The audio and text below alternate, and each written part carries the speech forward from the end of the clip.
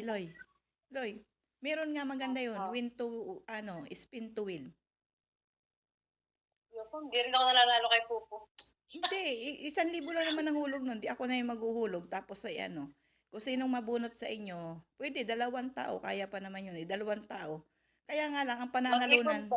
ang Mag-ipon ka para pananalunan sa ay anak St. mo. Peter, Ataol. Mag-ipon ka para sa anak mo, baliw ka talaga. Ayaw mo sumali, malay mo ikaw ang mabunot. Ayoko, buhay pa ako, wala ka diyan. Papatay mo pa ako tuloy, pero usog ka, buwang ka.